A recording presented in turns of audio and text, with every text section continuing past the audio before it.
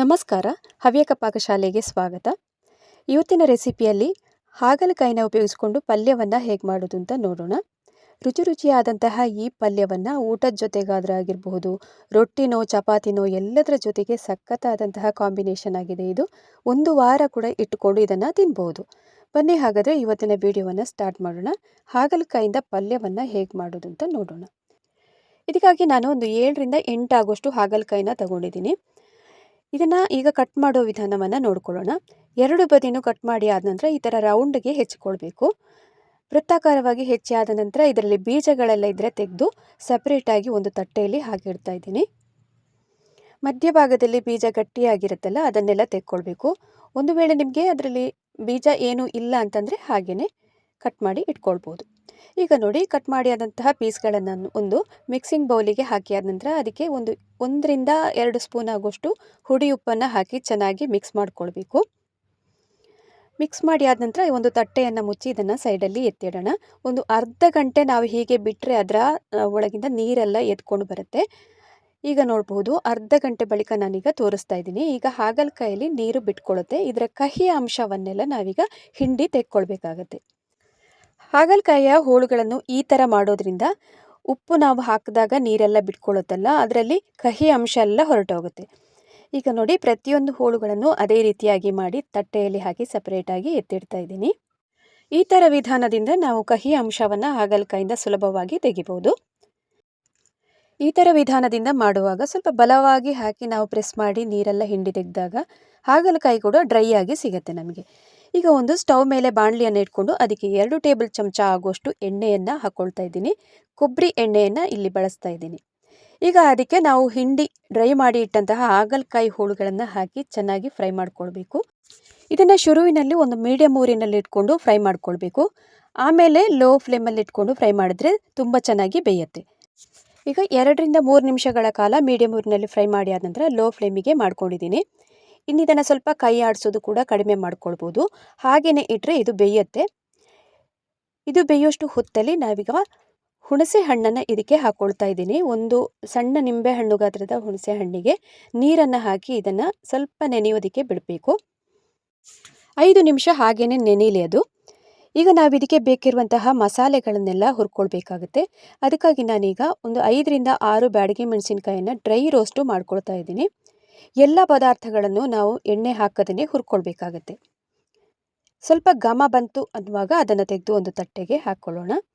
ಇನ್ನು ಬಾಕಿ ಮಸಾಲೆಗಳನ್ನೆಲ್ಲ ಹುರ್ಕೊಳ್ಳೋಣ. ಇಲ್ಲಿ 2 ಚಮಚ ಆಗುವಷ್ಟು ಕೊತ್ತಂಬರಿ ಬೀಜವನ್ನು ಹಾಕ್ಕೊಂಡು ಆಮೇಲೆ 1 ಚಮಚ ಆಗುವಷ್ಟು ಜೀರಿಗೆಯನ್ನು ಹಾಕ್ಕೊಳ್ತಾ ಇದ್ದೀನಿ.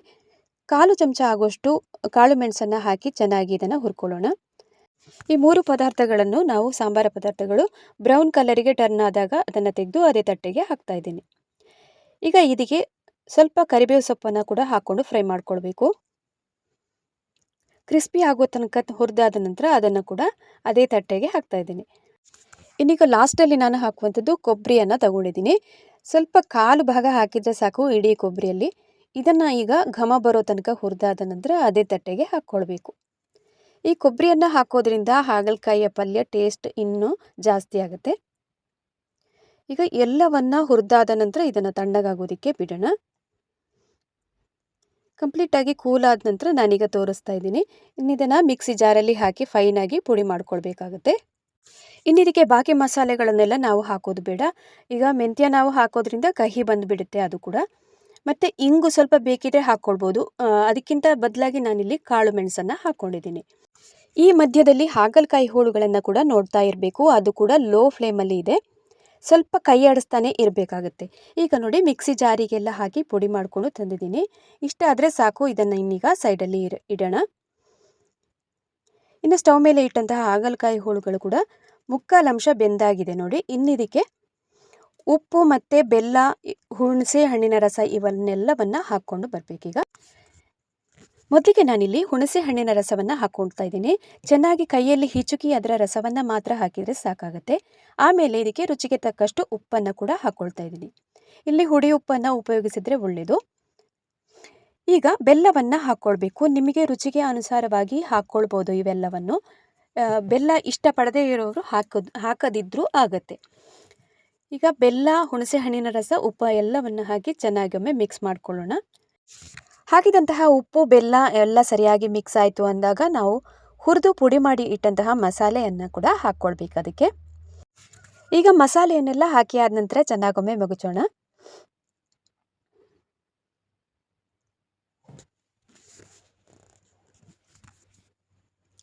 ಈಗಾಗಲೇ ಸರಿಯಾಗಿ ಮಿಕ್ಸ್ ಆಗಿದೆ, ಮಸಾಲೆ ಎಲ್ಲ ಹೋಳುಗಳ ಜೊತೆಗೆ ಹೊಂದ್ಕೊಂಡಿದೆ.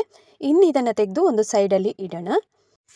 ಇನ್ನೀಗ ಸ್ಟವ್ ಮೇಲೆ ಒಂದು ಪ್ಯಾನನ್ನು ಇಟ್ಕೊಂಡಿದ್ದೀನಿ. ಅದಕ್ಕೆ 2 ಟೇಬಲ್ ಚಮಚ ಆಗುವಷ್ಟು ಕೊಬ್ಬರಿ ಎಣ್ಣೆಯನ್ನು ಹಾಕಿ ಆದ ನಂತರ ಉದ್ದಿನ ಬೇಳೆಯನ್ನು ಹಾಕ್ಕೊಳ್ತಾ ಇದ್ದೀನಿ. ಆಮೇಲೆ 1 ಸ್ಪೂನ್ ಆಗುವಷ್ಟು ಸಾಸಿವೆಯನ್ನು ಹಾಕಿ ಇದಕ್ಕೆ ಬ್ಯಾಡಗಿ ಮೆಣಸನ್ನು ಹಾಕಿ ಇದಕ್ಕೆ ಒಗ್ಗರಣೆಯನ್ನು ಕೊಟ್ಕೊಳ್ಬೇಕೀಗ.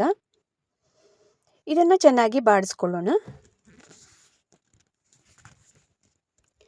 ಈಗ ಸಾಸಿವೆ ಸಿಡಿದಾದ ನಂತರ ಇದಕ್ಕೆ ಸ್ವಲ್ಪ ಕರಿಬೇವು ಸೊಪ್ಪನ್ನು ಕೂಡ ಹಾಕ್ಕೊಳ್ತಾ ಇದ್ದೀನಿ.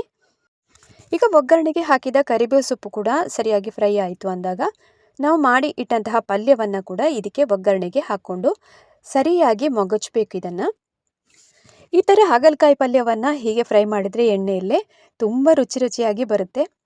ಇದನ್ನು ಊಟದ ಜೊತೆಗಂತೂ ಸಖತ್ತಾದಂತಹ ಕಾಂಬಿನೇಷನ್ ಅಂತ ಹೇಳ್ಬೋದು. ಇನ್ನು ರೊಟ್ಟಿನೋ ಚಪಾತಿನೋ ಅದರ ಜೊತೆಗೆ ಕೂಡ ತಿನ್ಬೋದು. ಇನ್ನು 2 ದಿವಸಗಳ ಕಾಲ ಇದನ್ನು ಹೊರಗಡೆ ಹಾಗೆಯೇ ಇಟ್ಕೊಳ್ಬೋದು. ಆಮೇಲೆ ನೀವು ಬೇಕು ಅಂತಂದರೆ ಇದನ್ನು ಬಾಣಲೆಯಲ್ಲಿ ಹಾಕಿ ಇನ್ನೊಮ್ಮೆ ಬಿಸಿ ಮಾಡಿಕೊಂಡು ಕೂಡ ಉಪಯೋಗ ಮಾಡ್ಕೊಳ್ಬೋದು. ಹಾಗೆಯೇ ನಮಗೆ ಬೇಕು ಅಂದಾಗ 2 ದಿವಸಕ್ಕೊಮ್ಮೆ ಬಿಸಿ ಮಾಡಿದ್ರೆ ತುಂಬ ಚೆನ್ನಾಗಿ ಪಲ್ಯ ಕೂಡ ಉಳ್ಕೊಳ್ಳುತ್ತೆ. 1 ವಾರನೋ 15 ದಿವಸನೋ ಇಟ್ಕೊಳ್ಬೋದು. ಅಥವಾ ನೀವು ಬೇಕು ಅಂತಂದರೆ ಫ್ರಿಜ್ಜಲ್ಲಿ ಕೂಡ ಇಟ್ಕೊಂಡು ಉಪಯೋಗ ಮಾಡ್ಕೊಳ್ಬೋದು. ಸರಿಯಾಗಿ ಮಿಕ್ಸ್ ಮಾಡಿ ಆದ ನಂತರ ಒಮ್ಮೆ ನೋಡ್ಕೊಳ್ಬೋದು ರುಚಿಯನ್ನು. ಉಪ್ಪು, ಬೆಲ್ಲ ಅಥವಾ ಏನಾದರೂ ಕಮ್ಮಿ ಆಯಿತು ಅಂತಂದರೆ ಮೇಲಿಂದ ವಾಪಸ್ ಉಪ್ಪನ್ನು ಹಾಕ್ತಾ ಇದ್ದೀನಿ ನಾನೀಗ. ನೀವು ಹಾಗಲಕಾಯಿ ಎಷ್ಟು ತಗೊಂಡಿರ್ತೀವೋ ಅದರ ಕ್ವಾಂಟಿಟಿಗೆ ಅನುಸಾರವಾಗಿ ಉಪ್ಪು, ಬೆಲ್ಲವನ್ನೆಲ್ಲ ಹಾಕಿದರೆ ಸಾಕಾಗುತ್ತೆ. ಈಗ ಫೈನಲ್ ಆಗಿ ಉಪ್ಪನ್ನು ಹಾಕಿ ಚೆನ್ನಾಗಿ ಮಗುಚಿ ಆದ ನಂತರ ಹಾಗಲಕಾಯಿ ಪಲ್ಯ ಕೂಡ ರೆಡಿಯಾಗುತ್ತೆ. ಇವತ್ತಿನ ರೆಸಿಪಿ ನಿಮಗೆ ತುಂಬ ಇಷ್ಟ ಆಗಿರ್ಬೋದಲ್ಲ. ಇದನ್ನು ಮನೆಯಲ್ಲಿ ನೀವು ಕೂಡ ಇದೇ ರೀತಿಯಾಗಿ ಟ್ರೈ ಮಾಡ್ತೀರಿ ಅಂತ ಅಂದ್ಕೊಂಡಿದ್ದೀನಿ. ಹೊಸಬ್ರು ಯಾರಾದರೂ ಚಾನಲನ್ನು ನೋಡ್ತಿದ್ರೆ ದಯವಿಟ್ಟು ಸಬ್ಸ್ಕ್ರೈಬ್ ಮಾಡ್ಕೊಳ್ಳೋದನ್ನು ಮರಿಬೇಡಿ. ಅದೇ ರೀತಿ ಎಲ್ಲ ಕಡೆ ಶೇರ್ ಮಾಡಿ ಸಪೋರ್ಟ್ ಮಾಡಿ. ಹವ್ಯಕ ಪಾಕಶಾಲೆಯಲ್ಲಿ ಇನ್ನೊಂದು ಹೊಸ ರುಚಿಯೊಂದಿಗೆ ಮತ್ತೆ ಸಿಗೋಣ. ಅಲ್ಲಿ ತನಕ ನಮಸ್ಕಾರ.